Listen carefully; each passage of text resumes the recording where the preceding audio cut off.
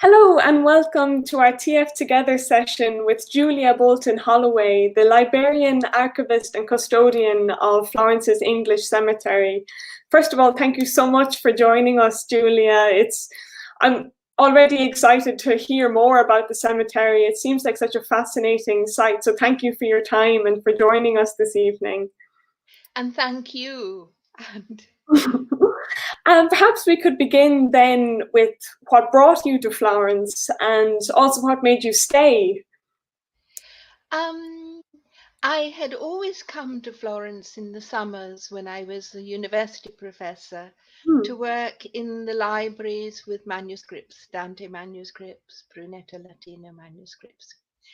And then I gave up being a professor and entered my Anglican convent. And after 4 years, I fled back to Florence. and finding going back to England was not really a good idea. It had Thatcherized. And because I loved Florence, I felt this would be a place where I could stay. And so for 4 years, I was a hermit in one unheated room up in Montebeni. And then the Swiss asked if I could look after the English cemetery. I had edited Elizabeth Barrett Browning's poetry for Penguin and had given a lecture on her. So they knew I was interested, and I'd never been able to see her tomb because the cemetery was always shut up and it was abandoned. And there was a lot of criticism about the lack of care. And when I arrived, it was awful. Really? Really? It was put to weed killer. It was the iron railings had broken. There were drug addicts. This was a very degraded area of Florence at that time. Okay. And the paradox was that the Roma who were begging in the streets asked if they could garden. Oh, really? Did And they? they transformed it. They planted wild irises and it became absolutely beautiful. And all Oh, of the evil stopped. I forbade the use of weed killer. okay. And they also restored the tombs. Good. And they had all the skills I needed. They were blacksmiths, stonemasons, gardeners, cooks, everything. And we became friends. I found that they had had no schooling, so they were illiterate, but Okay. with a huge library of oral stories, stories straight out of Apuleius and Shakespeare and so forth, more elaborate than our versions. And so Wow. I've been recording them, and I've learned to respect them in a way, in the face of a lot of discrimination, Yes. and feeling that this is possibly the best way to undo discrimination is to showcase the skills and to have contributed instead of taking from the city of Florence, to have made this whole square beautiful, and to the extent that Four Seasons came, and it's completely, in 20 years, it has really changed its character. It's safe to say it has flourished in your hands then, in this case. And one question has already come in asking, what year did you first start at the cemetery? So in what? Right, in 2000, Okay, the 2000. Jubilee year, Oh. yes. And what then has been the element of working at the cemetery that you enjoy the most? Seeing how when you stop doing the weed killing, nature just simply flourishes, really responds. You don't have to do very much work to create a very lovely garden, and people also contribute to it joyously. It's sort of become a challenge that everyone is participating in, and I've loved learning this other culture, the Roma culture, and we have built the bookshelves in the library together. we've built wooden rocking cradles for their children. Oh, wow. And we've worked on the literacy in the families. We have a project now where the mothers receive a stipend and a library school to stay with their babies in Romania instead of begging in the streets in Florence, Okay. which before they had to do to send the money home for the babies to be looked after by the grandmothers. Okay. And this is much better for Florence, for the families, and it's worked out. It's what they have wanted too, because they haven't liked being separated from their babies. Of course, it's only more than understandable that that would be the Yes. case. Mhm. And so the literary school that's continuing at the moment, the literacy school, rather. Right. Yes. We find with Roma you can't do things in a disciplinary way. Okay. You have to be around the table instead of in rows. Things have to be spontaneous. You don't order them to do something. They've Okay. already done it. They've already figured out it needed to be done and have quietly done it. And I have them here immersed in this house, which is filled with books. Well, And they help me with bookbinding and so forth. And so we sort of created together a school of learning where we all share and participate. They want me to read to them the Bible in Romanian, and then they write it out. And I don't know Romanian that well, but so I'm at a disadvantage, which makes us equal. And it's fascinating reading the Psalms in Romanian to them and seeing their interpreting, uh, translating them into Italian to me, and so forth. Mhm. it sounds quite idyllic, really, reading. It is. Well, It's a little bit of the kingdom of heaven, and mhm. and I can imagine it was also no mean feat to create a garden in the middle of so many busy roads. I know you say it was, it was quite natural, but really, when you think about the site of it, now this is speaking from someone with very little knowledge of gardening, but I think just the irises that emerge from there, they're always such a joy, just sprouting there in the middle of all these rows of traffic. It's quite incredible. The energy in the iris is unbelievable. And before we planted them, the erosion of the hill was terrible. It's probably an Etruscan tomb. Oh, And because of the weed killing, there was nothing holding it. So the library would be filled with mud every rainstorm. And that doesn't happen any longer good. because the irises are not invasive, but they hold the soil at the top. Yeah. And they're useful as well as beautiful. I'm learning here. That certainly sounds like it was going to give new life to the cemetery as well and make it some place that people enjoy visiting. Yeah. Mhm. And then I suppose another question I wanted to ask is, what do visitors tend to ask the most? I'm curious, with so many renowned names of people buried there, what is it visitors tend to come to you inquiring? Right. Well, the first thing they ask is, where is Elizabeth Barrett Browning's tomb? And That's this is what a I'm real trying to problem go because on. Robert was jealous, and so he wrote a letter saying he didn't care if the tomb was of wood or of gold. He'd never come to visit it. Oh, wow. And Leighton asked him if he could erect a better tomb than just hugger off in the corner. So they moved Elizabeth's body to the centre, and Leighton designed a beautiful tomb with her portrait and so forth. Okay. And Robert and his friend connived at changing it so it's not her portrait. They decided she was ugly. And Robert was to pay for the name, and all he pays for is EBB because it's cheaper. and, and the death date, 1861, he didn't know when she was born. She was Oh, actually 5 years older than he, and she kept that secret. She didn't tell him she'd been on the battlefield of Waterloo because that would have given it away. But she puts a line into Aurora Leigh about you wouldn't put a child in a cannon's mouth. And she's talking about her own experience at 6 years old on a battlefield after the battle was over, but her parents immediately got into a coach and visited France as soon as they could. And a bit like the way we'll be after COVID and so forth, the lockdown.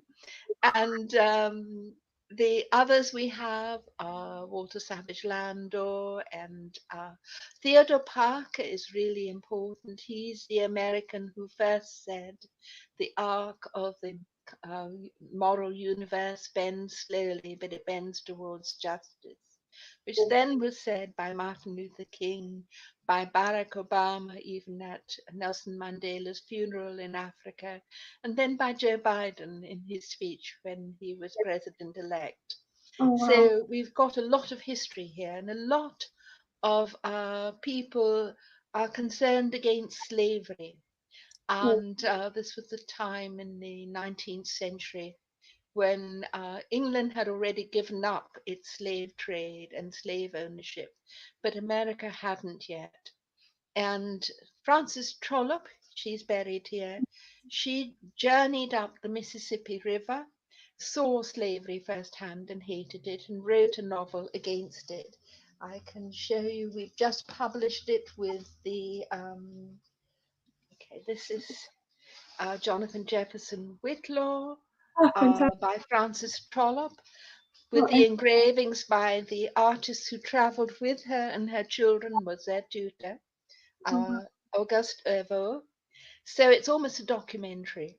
Yes. And she wrote this, and then Richard Hillruth, who's also buried with us, he's American. He wrote The White Slave, and Harriet Beecher Stowe copies both of them with Uncle Tom's Cabin later. And that is immediately translated into Romanian and frees the Roma who were slaves from the Middle Ages until the 19th century. But they were not given civil rights in Romania, and then they were in the Holocaust, deported to Transnistria. And my Roma know all the names of those who died of starvation in Transnistria.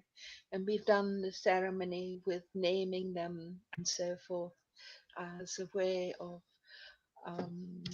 exonerating them of the guilt that they felt that they hadn't given them decent burials at the time. We did this actually in the cemetery with the Romanian Orthodox priest, and the bread and the wine and the candle and the banquet, which would be how they would have done it properly there. And this is the reason why I got this job. This is the Penguin edition. And we're now translating this, all of the poems. We've got them already translated. And this will be the cover. I've got it upside down, yes.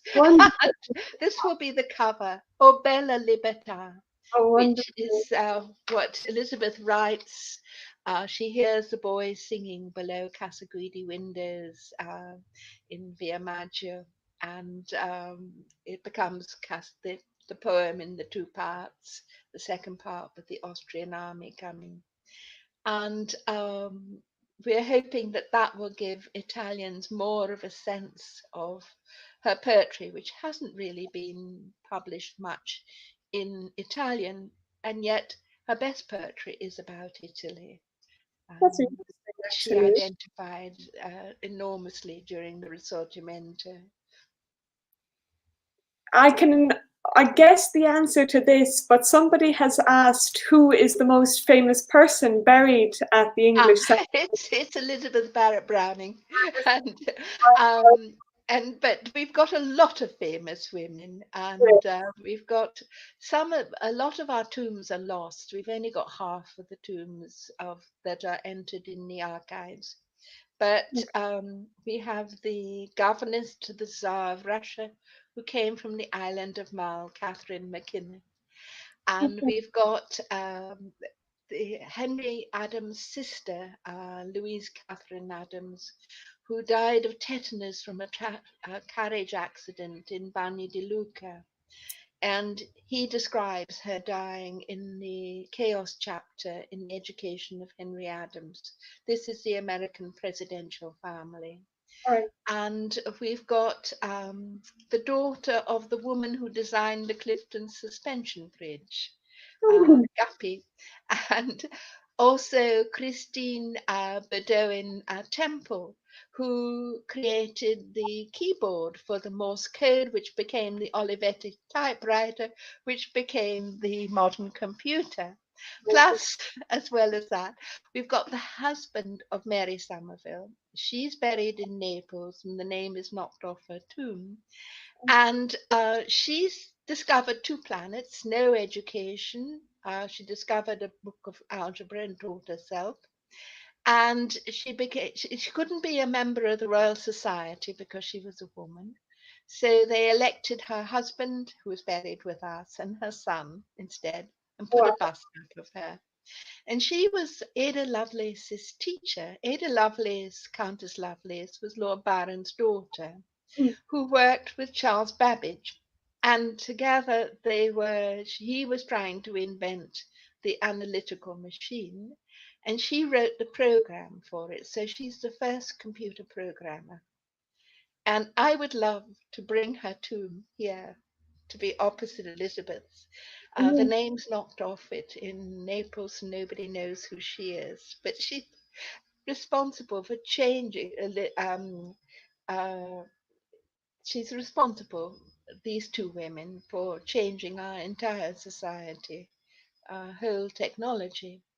And I think schoolgirls need to know their story. 100%. It just seems endlessly fascinating. The stories you're able to tell about a relatively small site. It's Yes, it's absolutely dense with meaning. Yes, yes. remarkable, absolutely Mhm. remarkable. Another question from Sheila. She has asked, how many people are buried there? Right. We have 1,400 burials, Mm. around 1,400 burials. The Russians and the Americans tended to ship their dead back home in lead coffins. And so we have them temporarily here and then sent off. Right. But only 700, around 700 tombs survive.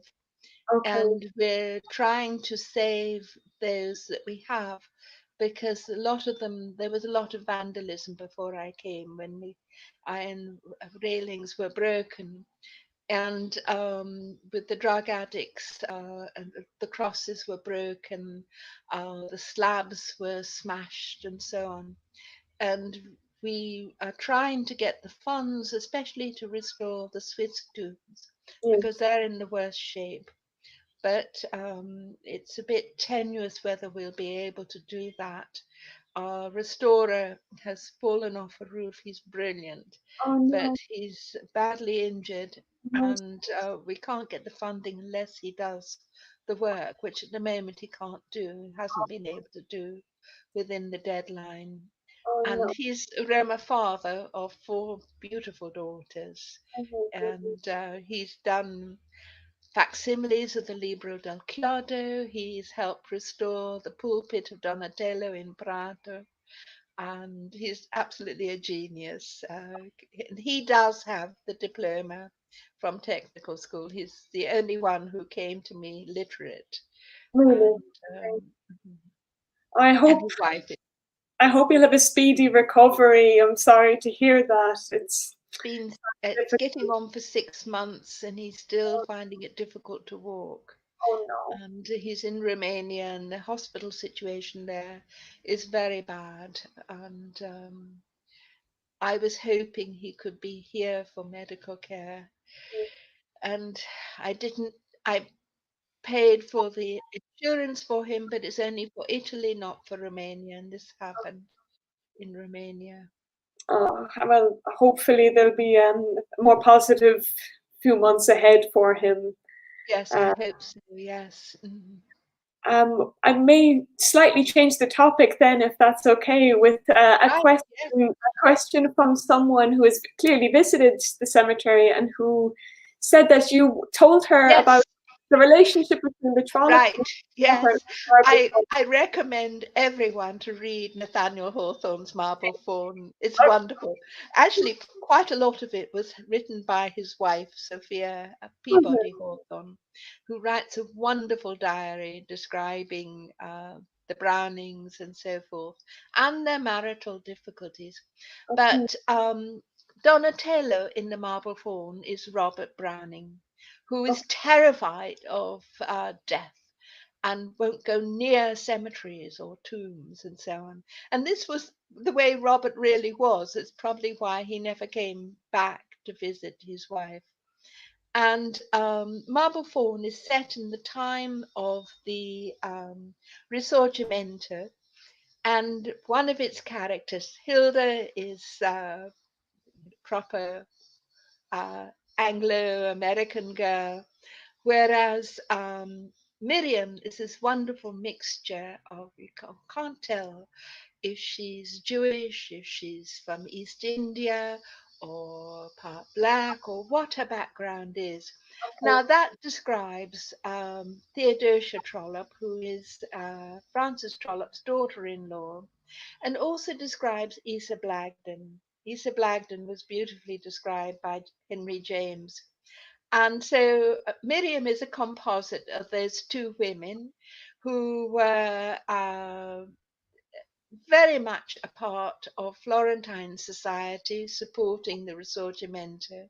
They're both buried here near Elizabeth and near Francis and near Walter Savage Landor. And what is interesting about Isa is that she was very much in love with Robert Lytton, who was the poet who wrote the poem Lucille about her. And she wrote the novel Agnes Tremont about him, but he couldn't marry her because she wasn't completely English. And he married a proper English girl. They had a daughter who died of starvation as a suffragette. He became Viceroy of India, and no one has written a book on them. It's an extraordinary story. It is. It really is a global story. It's not, just properly Jane Austen English. It's much more of our world today, of much more multicultural and so on. Well, The you have tragedy is that Lytton is the first viceroy who presided over a terrible famine in India, really. which was at the same time you had the ghastly famine in Ireland. Yes, And these people are living during those times, the hungry 40s and so forth, of political turmoil. And especially the women are active and concerned and being sculptresses and making political statements with their art or with their novels or with their poetry. And it's where women are learning how again to have a voice in culture and how to shape events, and they are excellent models for us. absolutely. It seems you have such an extensive knowledge on this topic. I wonder, would you be ever be tempted to write that book yourself? No, I'm writing too many books. I'm really a medievalist, not a Victorianist. I became a Victorianist because when I was a graduate student at Berkeley with no money and three small children to raise on my own, and my father was under contract to write a book on Elizabeth Barrett Browning, I was writing my dissertation on pilgrimage in Dante, Langland, and Chaucer. And I was saying, this is too much. I have to do all of this extra research. It was fascinating research. This is where I realized the connections with slavery and the Brownings and so forth. And I kept saying to my father, you don't need yet another sappy biography of Elizabeth. There'd been enough. I said, what has not been done is an edition of her poetry since 1900. So I Okay, did it. And I'm very excellent. glad I did because it ended up giving me this position, Oh, this possibility of having a library, a website, the Roma, a splendid project, which is much better than just teaching as a university professor because it's much more real, involving people on a far deeper level. It sounds like you have a very full life, culturally and also with the community you've created there too. And Well, we've created it. yeah, of course. It's a communal act, yes. You know, 100%. There is another question here I see about where can people read or learn more about the abolitionist story at the English Center. Right. Okay, if you go to www.florin.ms, Here we go. and you'll see at the top, that's right, you'll see at the top a list of apps. One of them is called Slavery Tombs app. Click on that and you'll get all of the stories. Oh, fantastic. And what's fascinating is that there is a Somali Italian woman writer, Ijaba Shego, who has just written a bestseller. It's called La Linea del Colore, Okay. in which she describes two African American women. She makes them into a composite the way Nathaniel Hawthorne had created of Miriam. She creates La Fanu Brown out of Sarah Parker Raymond, who came here and got her MD in 1868 at Santa Maria Nuova Hospital, when no women could be MDs. It's an extraordinary story. And the other who is part of this character is Edmonia Lewis, who is part Native American and part Black, who came to Rome and became a very famous sculptress, often with themes against slavery.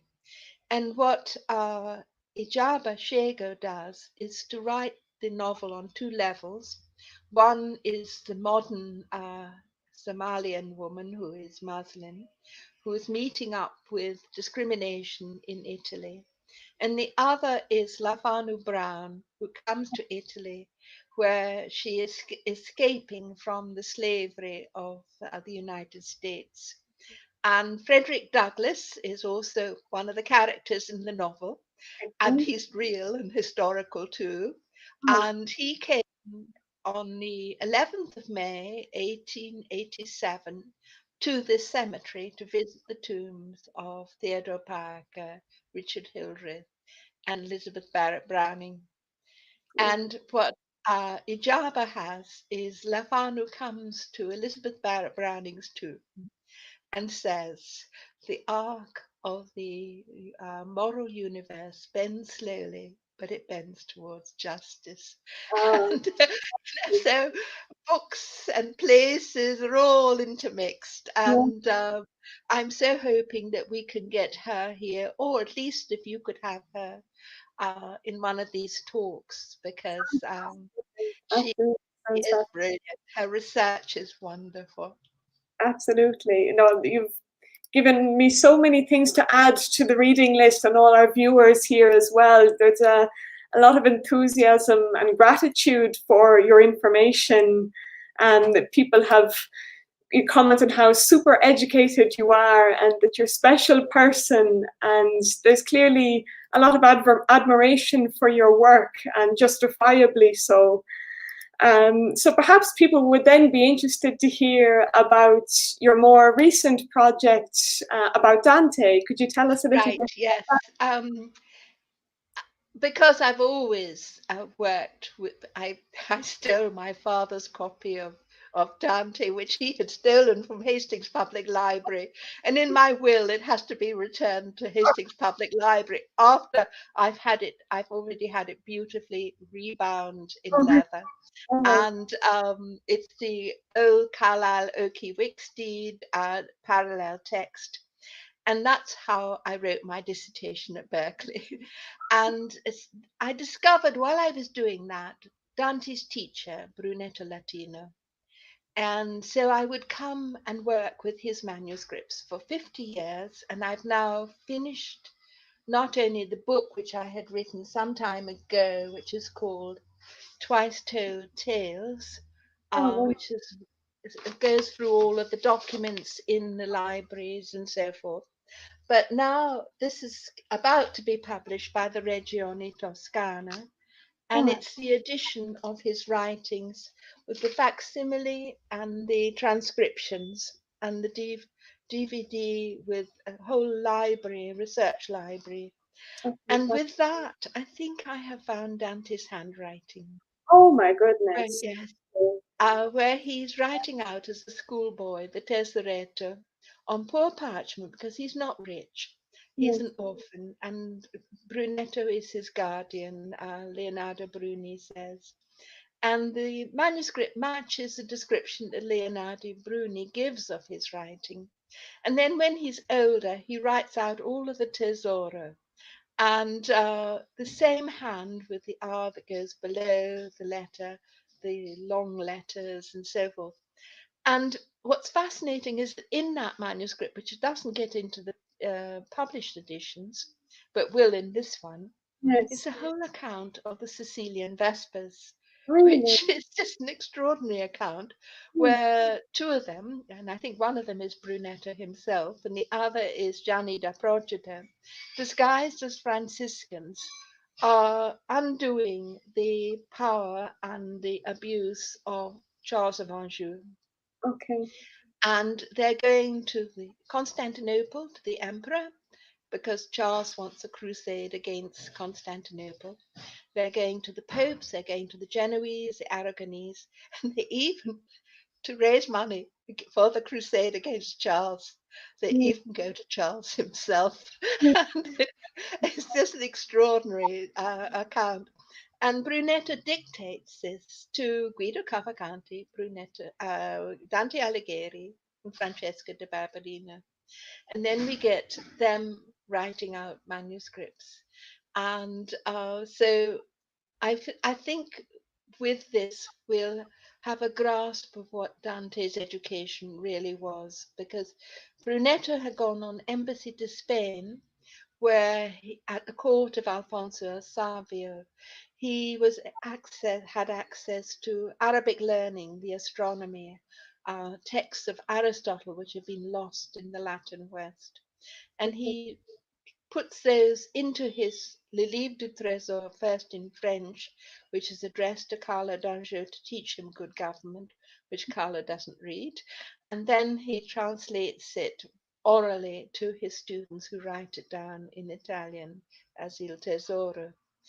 And what I've done in the past and also recently, just have ordinary people come together and we read Dante, the Commedia, aloud around the table in turn. And we finished for the third time the Commedia. We got halfway through the Vita Nuova, and we were doing it in the chapel where Boccaccio lectured on Dante. Then we decided with COVID it was too dangerous. So instead, I've now got the Academia Bessarion, which we do as a Zoom once a month. The first one was on the Vita Nuova, and it's accessible from my website. And the second one will be on the 7 Acts of Mercy, Florence and the 7 Acts of Mercy, with the wonderful art programs and the Ospedali degli Innocenti, Santa Maria Nuova, or San Michele, and so forth. It sounds like such an interesting group for discussion also, and I meant to ask this when we were preparing for the interview. What language do you conduct these sessions in and the readings? Do you read it in the original? Those are in Italian, but when we do the Academia Bessarion is in English. Yes. Perhaps we should also do a second session with Italians in Italian on the same topics that we've discussed in English. Okay. But I always feel very nervous when I have to speak in Italian because I know I'm making mistakes.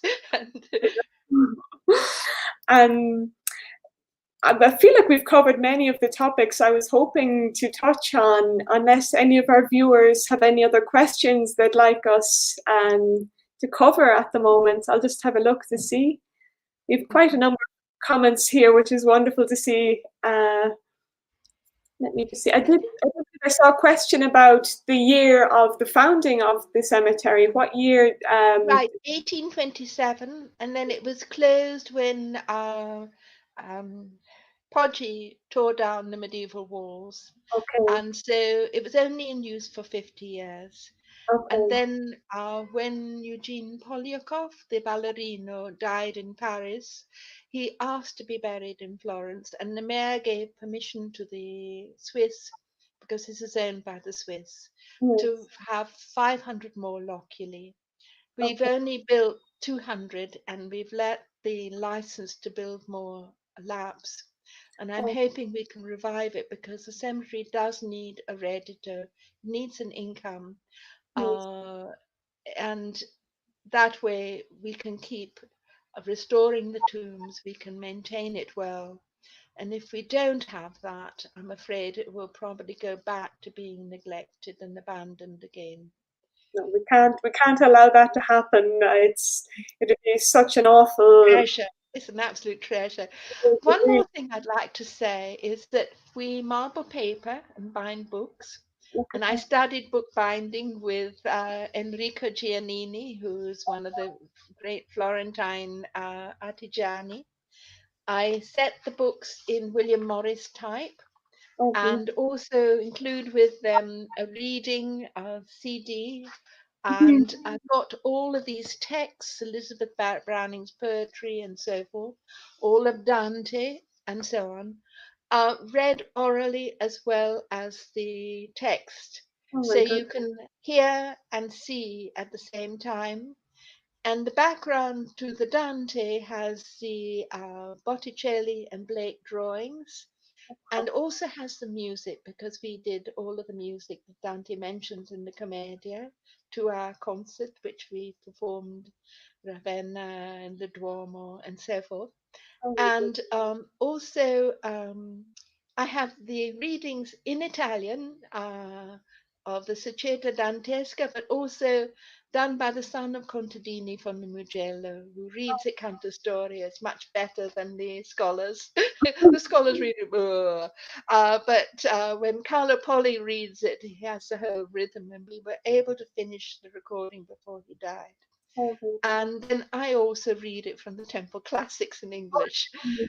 And we also put in the miniatures, medieval miniatures. So I'm hoping with that Italian school children will find that Dante is not a bore. I find Italian intellectuals hate Dante because it's been taught so badly. But medieval text is so sensual. It's visual, it's oral, it's everything, and it's not studied that way. But if it could be, I think the young people would realize what a treasure Italy has, and the whole world through Dante. I think the best advice I received about Dante was exactly your points, that there are words to be heard. Yes. There's as much value to be placed on how it sounds Yeah. as the text on the page. So I think what you've created is such an all-inclusive Right. 360 And degrees it was of my grandson who taught me how to do the coding. really. I have to, he's a real computer guru who was with a solar panel, was running his computer while living in a teepee at 7 years old. and you click on the arrows, so you will hear simultaneously with seeing the page, instead of it going black and just the line. So I think that will also help. Will also help foreigners learn English pronunciation as they read and see and hear at the same time, because English is completely mad. The Absolutely. spelling. Yes, It's not phonetic at all, but at least if they could program their brains to hear and see simultaneously, it could help. of course. And we'll finish with one final question then, which is from Laura, who has asked, is the English cemetery a private or not-for-profit? Okay. I- I, It's yeah. a question that I asked myself, but does it function with Right. tips? It is private, so we can't get funds from the Comune, the Regione. I've done a lot of it with my own pension, my social security from being an American university professor. With our poverty, I only need 100 a month to live on myself, so I use the rest to help pay the workers, the Roma workers, and so on. And also, I do look for funding. We've had help from the Waterloo Society because we've got about 14 Waterloo participants, or participants against Napoleon. And the Massachusetts Historical Society, they paid for the tomb of Louisa Catherine Adams, and so forth. So we find we don't get a lot of money, but we we do most of this with love and knowledge. And I don't want too much money because that would be corrupting. I made a lot of money with the lock, but we don't see it. It all got invested. And so we sort of try to do the most with the least. Right. And I think we've been actually rather good at it. Seems to be the case, and your passion and dedication are certainly awe-inspiring. It's been wonderful to hear all your many stories, and honestly, I wish we could hear so many more. So I guess that's just further inspiration to go visit the cemetery in order to find out more about this historic treasure sitting close to the center of Florence, and certainly merits as much attention as anyone can give to it. It's a fascinating site, and you have an incredible encyclopedic knowledge, which has been a joy to listen to. So thank you so much for joining us, Julia. Thank you very much. Okay, goodbye, and thank you to everyone who tuned in as well. Goodbye.